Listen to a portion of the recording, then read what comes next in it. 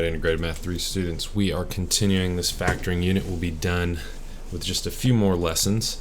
But today we're going to be talking about factoring cubics. Now, this would be something that is brand new, okay? Up to this point, I believe that you have seen factoring difference of squares. We did go a little bit advanced with it, so you'd seen the idea though before. You should have. GCF, you've seen that before. Factoring quadratics, you've seen that before as well. So now we're going to be talking about cubics. And so we're going to start with cubics with three terms. So let's write these in our notes here. And a lot of these, again, are just going to be examples that where you're just getting experience. So we're going to start with our first example. Okay, so example 1. Here we have x cubed minus 12x plus 36. Oh, that's x squared plus 36x. All right. So here's going to be sort of the steps that you want to make sure that you're doing when you're starting to factor these. Step 1, put in standard form or make sure the polynomial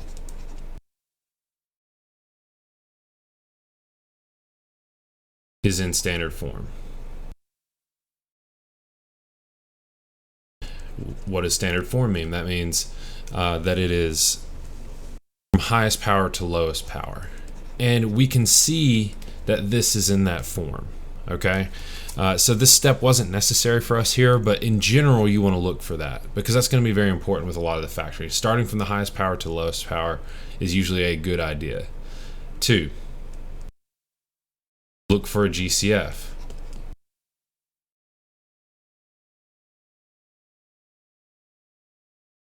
So looking for a GCF, if we look at these three terms, here, here, and here, that was our very first lesson in this section, was greatest common factor.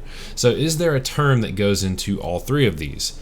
Well, not any number, right? Well, 12 and 36, they do, but we want all three terms, and there's no number that goes into all of those. However, each one of them has an x. So I can factor out a GCF of x. Over here, I'm going to put it to the side. GCF is x. So we're going to rewrite this. So that's our first factoring technique here when we're factoring a cubic, which has power 3.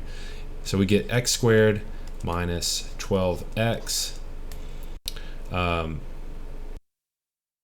plus 36.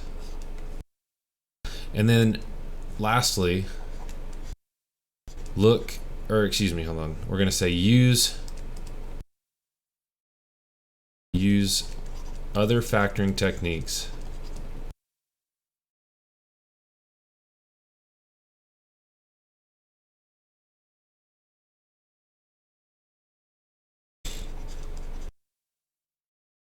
to put polynomial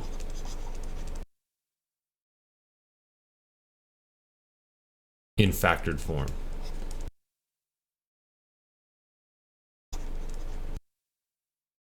Okay, so what are our other techniques that we know at this point?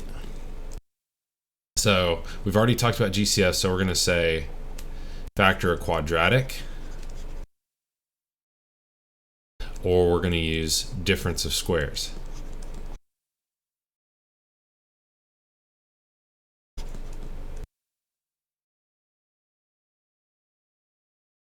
Let me erase that because that looks bad.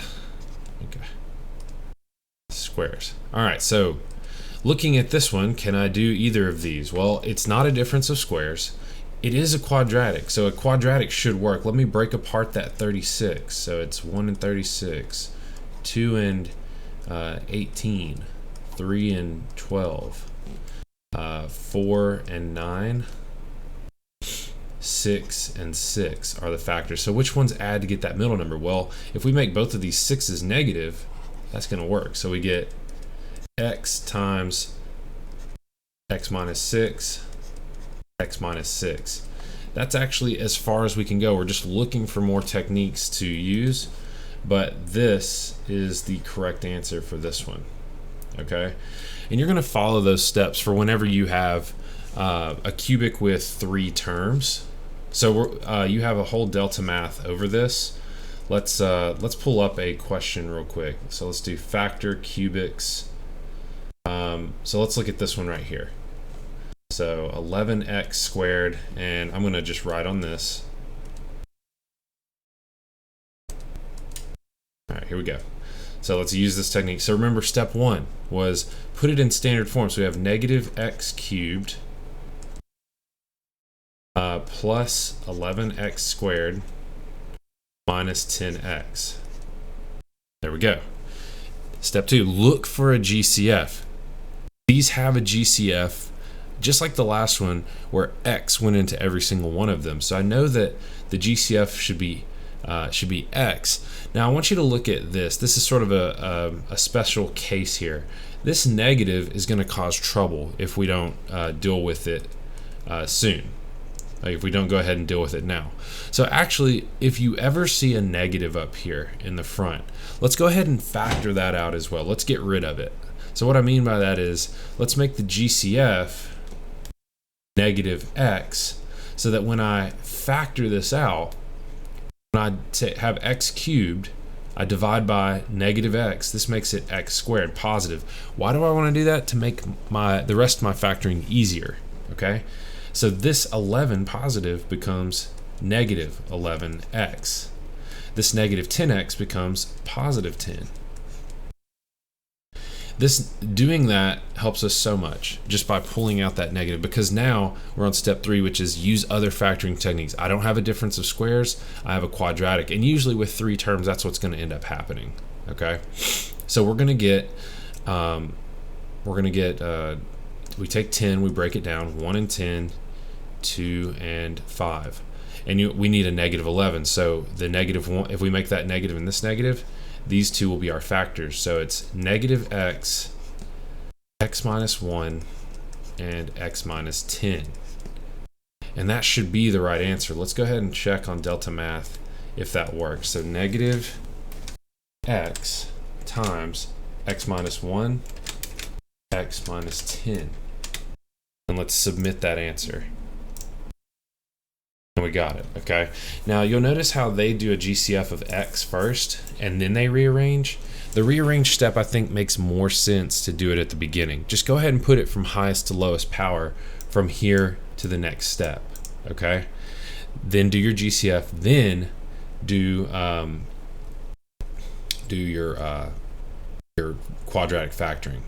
So we got that. Now let's look at the next one. Here is an equation, factoring cubics equation. So now we're trying to get solutions. We want x values. So we have it set equal to 0. Anytime you see the word equation, that means you're solving it and you're using you're finding x values. So let me go ahead, let's look at this one. We're going to do it the same way. We start with step 1, put it in from highest power to lowest, and we have that. Okay, we can see that here. Now let's do a GCF. What is the GCF of, you have 2x, negative 26x squared, 84x. Well, you'll notice that 2 goes into all of them. So I'm going to go ahead and rewrite this over here. So it's 2, and then each one of them has at least an x, so we're going to say 2x. Okay, but what does that leave us with inside of here? So this gets me an x squared up front. Right here I get a minus. This is 20. We take the 26, we divide it by 2, so that's 13. We take the x, divide it from the x squared, that's 13x, plus 84x. So that x is going to go away, and we divide 84 by 2, and we get positive 42. All right, and that's equal to 0. Now we want to go ahead and factor this. So we take 42, and we're going to factor it. 1 and 42, 2 and 21. 3, does that work? 3 does work. 3 and what goes into that? So that's 14. Yes, 3 and 14. 4, no, 4 doesn't work. 6 does. 6 and 7 are the numbers. So which ones add to get negative 13? Oh, it looks like negative 6 and negative 7 right there. So we're going to go ahead and rewrite this again. 2x, x minus 6, x minus 7 equals 0. We can't factor any further. We followed all the steps. We rearranged. We didn't have to really. We did a GCF, and then we used other factoring techniques, which we used the factoring quadratic to get here. Now, since we're set equal to 0, we are looking for the x values that make this equal to 0. Now, since it was a cubic, there should be 3 of these. If you remember from your polynomial factoring, or excuse me, solving polynomials and degree and highest powers, the highest power here is 3. The degree is equal to the number of roots. So what is the first one up here? Well, we got 3 x's individually. What would make this here? Well, remember this, the trick is to flip the sign on here. So let me draw this. So to go here, I'm setting that equal to 0, and I flip the sign, so this is 6. It's positive 6. This one, we set it equal to 0, x minus 7. What makes that 0? Positive 7, so we put a 7 here. So that's going to be another one of our answers. And this is the one that always sort of gives students trouble. This x that's just floating up here represents one of them. Okay? And the answer is not 2. It's not negative 2 either. What do you plug in for x that makes it equal to 0? Well, anytime the x is by itself up front, no addition or subtraction next to it, it's always going to be 0. So these are the 3 answers that we want here. Let me go ahead and type those in. So 0, we add another one. Let's add 2 more. So 6 and 7. Let's submit. Okay, and we got that. And you can see what they did. They got their factoring just like we did, and then they set each of them equal to 0. Or as we did it, it was just sort of a quick change right there. Okay. All right, we're doing good. We're doing good. So that is when there are 3 terms. Now we get into a more complex situation here. So in your notes, let's draw a line straight across, and we're going to say cubics with 4 terms. So now this is getting pretty advanced, okay? And honestly, this is the most advanced factoring technique that we are going to be doing this year. We're going to go ahead and put an example down. We have x cubed minus 2x squared plus x minus 2. And what we're going to be doing here is called factoring by grouping.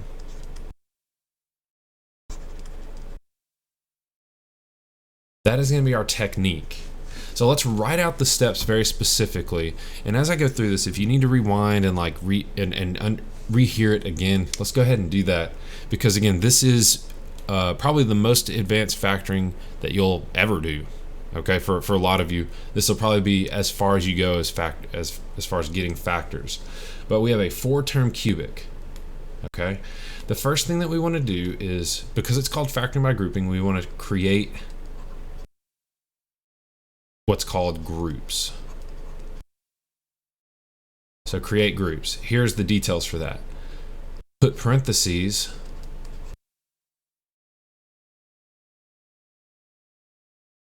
around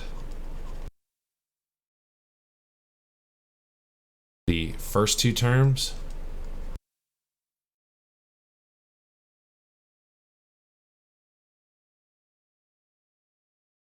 and then the last 2 terms.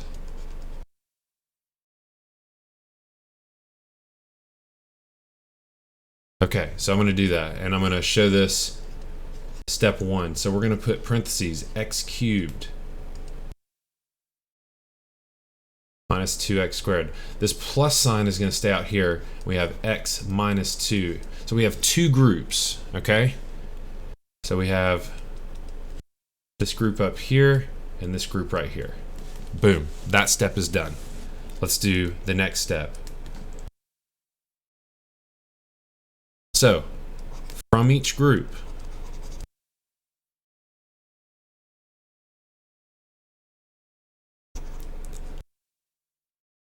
Find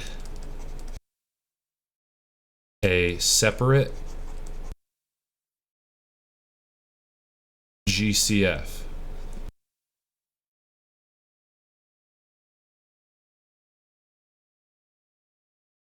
Okay, so when I say separate, that means we're going to go to this first one. I'm going to actually change the color of this because it helps a little bit. Let me talk about these as red and blue. Okay, so we're looking at the blue group. Okay, in that we're going to perform GCF. Okay, we're going to perform GCF. So in here in blue, what is the GCF? Well, there's no number, but there is an x cubed and an x squared. So what I'm doing is I'm pulling out that GCF of x. So this is step 2. So I'm going to pull the x out, and that leaves me with this. So the blue, the blue changes to this. So hopefully you can see how we got from 1 to 2 there. We just factored out the GCF of x. Each term in blue, we divided out that x. Okay, so it's one less power. Now we look at red, because we want to do the exact same thing. Is there a GCF here? So there's no number GCF, and there is no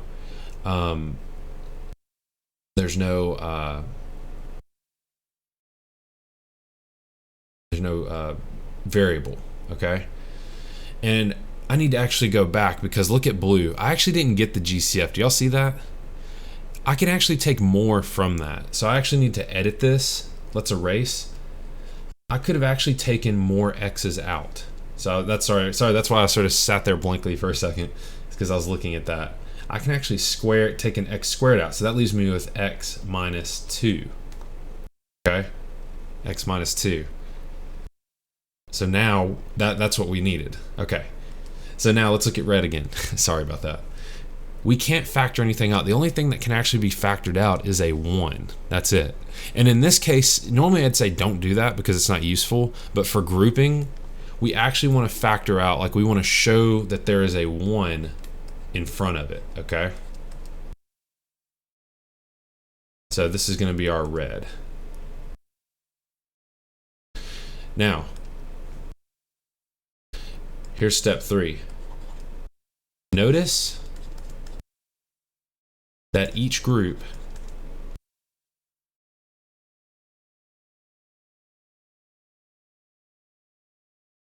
has a common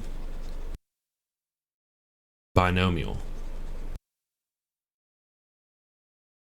So I want you to notice that. I'm going to underline it in green. Look how x minus 2 is in both of these, right?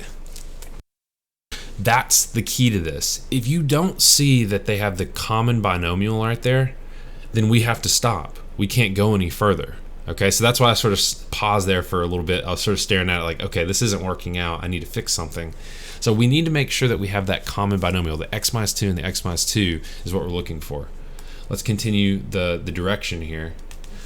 Common binomial. We want to factor out that common binomial. Now this is probably the most complex factoring step that we've done. Okay, so I'm gonna illustrate it, and you need to make sure you follow along. So it says factor out that common binomial.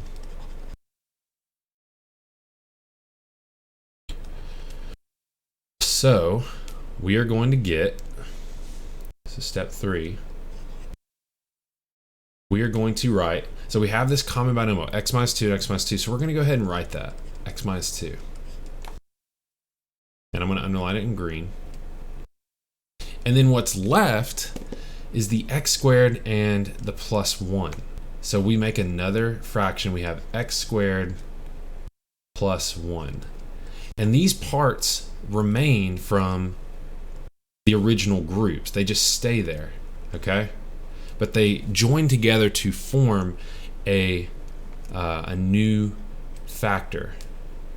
And then we have our very last step, which is going to be very similar to for this one up here. Use other factoring techniques to put.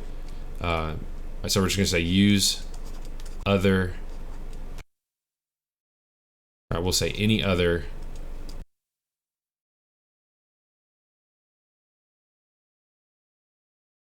factoring techniques.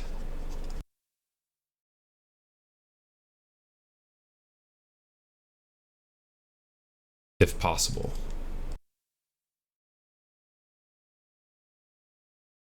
So we're talking about difference of squares and factoring a quadratic. So right here, x squared plus 1, it's not a difference of squares. There's no difference there. This quadratic actually could not be factored because we need 3 terms. So this is actually the answer to this question. We are finished. I'll highlight that in yellow. We are done. So I used all my colors there. Okay. So let's practice some more examples. Let's go to a delta math here. And let's go up, and we're going to do factoring by grouping. You got plenty of practice on this, so let's go ahead and work this one. So first step, you want to group them. So we start with the first 2 terms and the second pair of terms. I'm going to keep color coordinating so that we can keep that consistent. And if that helps you, you can do that at home as well. You got colored pencils. All right, so we have our 2 groups.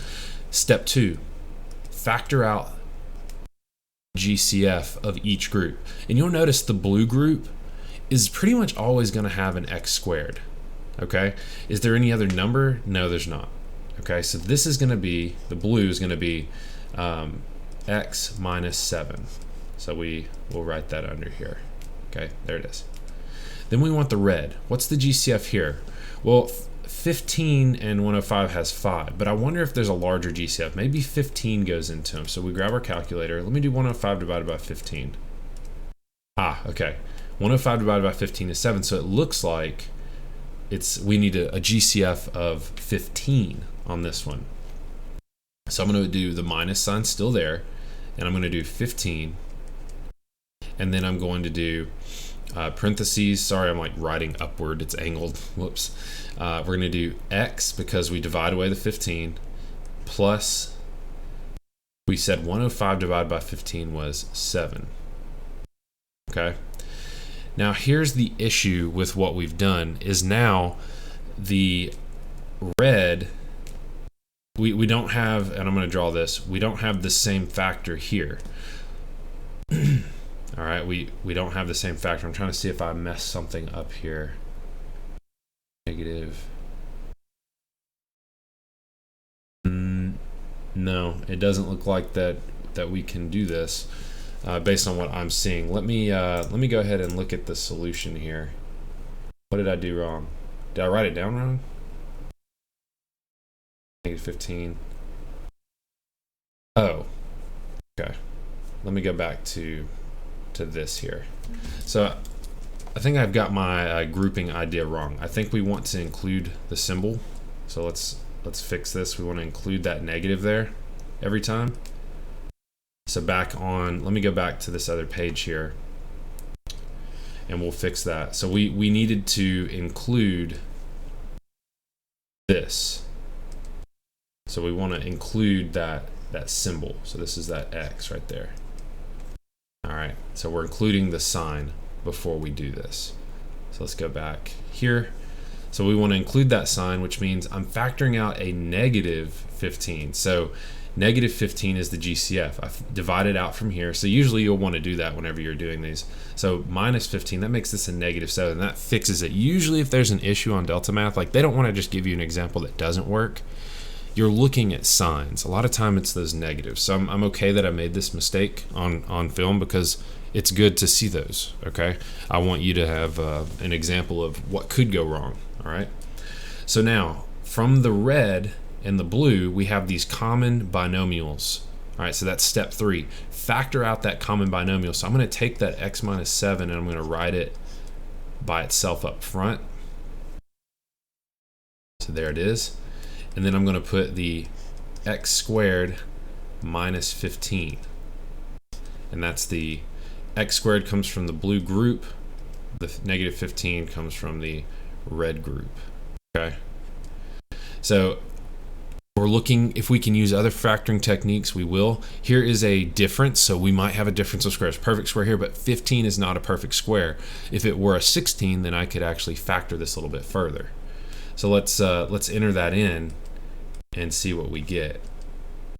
Oh, well, I ruined it. That is the correct answer, by the way. Let's go ahead and do one that is an equation this time, okay? Let's do one that's an equation. So we're using the exact same steps, but now we're gonna have answers, okay? We're gonna have, we should have 3 answers, 3 solutions to this. We're gonna start by grouping. I'm gonna include the plus sign this time, okay? So we're gonna start, we're looking for, let me draw an arrow. Let's put our colors. So we have this first group here, and then we have the second group here. So what is the GCF of the first group? Well, as usual, it's x squared, okay? And then we divide that out, we get x minus 5. So there's our blue group. That's the change. So make sure you're watching that change. What exactly is happening, okay? Try to figure out how I got from this blue to this blue. If you're still a little confused, try to think about the numbers. And when I say we're factoring out that x squared, we're dividing it out from each term. Next, what's the GCF on the red? Well, we can keep this negative here. So really it looks like 4 and 20 have a GCF of 4. And that's positive 4, so positive 4. And we want, this is gonna be x, take away 5 when I divide that 4. So here's our red. All right, so you'll notice we have the common factor here. And we want to divide that out. This is equal to 0, by the way. So we want to divide out that green term. So we get x minus 5 is we want to factor that out, take out that common factor. And then we're going to put x squared plus 4 in here equals 0. Okay. So now what we want to do, and this is the blue and this is the red. We can't factor by group or by difference of squares here, but now we need to solve this. So we know that this should be negative or positive 5. That should be one of the answers from this term here, x equals 5. We'll make it 0. But what about x squared plus 4? Well, we're probably going to actually have to set this equal to 0. All right, so let's show some work on what we would end up doing here. So we want to take x squared plus 4, set it equal to 0. So how do we solve this? Well, the first step would be to subtract 4 from both sides. So that gets me x squared equals negative 4. How do we get rid of the square? Well, we have to square root both sides. So that's x equals plus or minus. So a lot of students forget that, plus or minus square root of negative 4. Okay. Well, if you remember from integrated math 2, we talked about imaginary numbers in there. When you take the square root of a negative, you can fix that by putting I on the outside, and it gets rid of that negative out of there. So it's an imaginary number. What is the square root of 4? Well, it's 2. Okay. And so we're going to write it this way, plus or minus 2i is going to be our answer. And you can't see that because the camera's in the way. There you go. So we'll look through those steps. First, we square root both sides. We have the plus or minus. Anytime you take the square root in an equation, you have to use plus or minus.